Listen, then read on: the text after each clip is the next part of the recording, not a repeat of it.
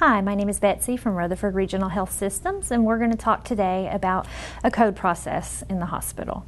This patient has come into the hospital, they're being treated, and all of a sudden, me, the primary nurse, walks into this room. My patient is unresponsive, unable to wake up, without a pulse or respirations.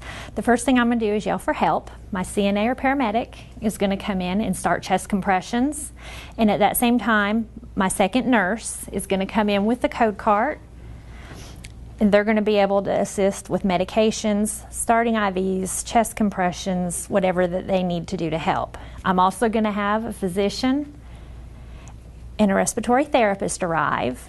My physician is going to take care of intubation of my patient and managing the airway and any medication orders that need to be done. My respiratory therapist is going to make sure that the vent is started or the patient is bagged, whichever we have on hand at the time, and also can be used to help with CPR compressions. I also am going to have other people outside of the room that will be assisting us. You'll have the ward clerk who's going to notify the ADON and lab, radiology, and other departments that are going to be needed for help. The ADON is going to have to assist with family, finding out where they want the patient to go or anything like that. We're also going to have that CNA running to get any materials that are needed that are not on our code card or in our room already. And we're just going to try our best to save this patient without having too many people in the room so that we're obstructed and can't do our work. Hi, my name is Betsy White. I'm from Rutherford Regional Health Systems, and we're going to review a code STEMI today. This can happen in the emergency room or on the floor. The biggest thing is that either from patient's arrival or the time that they start complaining of chest pain, there are certain things that need to be done within a timely manner. You always want to have an EKG within 10 minutes of that patient arriving or complaining of chest pain that you want to show to the provider immediately to get interpreted to know if it's a STEMI or not. You're going to have 2 nurses in the room, one of which is going to be documenting, preferably the patient's primary care nurse, because that's the person that's going to have to call report to the other facility the patient transfers to. And you're going to have another nurse that's going to be helping with IVs, medications,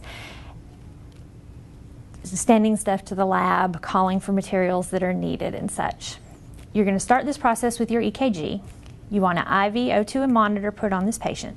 If this is a STEMI, you're going to want 3 large bore IVs, and that's part of our policy and procedure.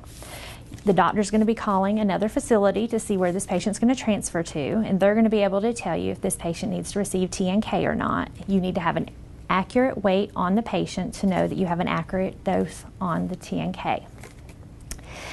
You're also going to have radiology come for a chest x-ray. You're going to have lab ready to go with the labs. When they're drawn, you're going to make sure to label them and put them into a green bag so that the lab knows that we need these results within 30 minutes to have a troponin level ready to go with that patient to whatever facility they will be transferred to. Your patient is going to get 4 baby aspirins. Those will be chewable. If the patient's unable to tolerate oral medications, you will give a suppository. If this patient is going to get TNK, you will give 300 milligrams of Plavix. If the patient is not going to get TNK, you will give 600 milligrams of Plavix. You're also going to give your patient sublingual nitro every 5 minutes times 3, as long as their blood pressure is warranted. We can also bolus the patient if the blood pressure drops. And you want to aim for pain control. At the end of that time, if the patient's pain is controlled, you'll put an inch of nitro paste on their chest, or you will speak with the physician to see if they would like a nitro drip started. Some of the facilities that we transfer to would rather not have the drips hanging, so it's totally up to the physician. You're also going to give a heparin bolus of 70 units per kilogram IV push, and some of the physicians will request that you start a drip, and they'll give you the dosing on that. You can also give 2 milligrams of morphine every 5 minutes as needed for pain relief. And you're going to, while this is all going on, you're going to be setting up for transfer. Your doctor is going to let you know what facility you're going to, when your helicopter or EMS will be here, and you have to get this patient ready to go. You want to have a copy of their results. You want to have their EKG. You want to have everything in that envelope and ready to go when they get here so that we can get this patient to the nearest facility they're going to with an adequate amount of time. Your biggest thing is that from the presentation of chest pain to the time this patient is getting their stent, you want to be less than 90 minutes.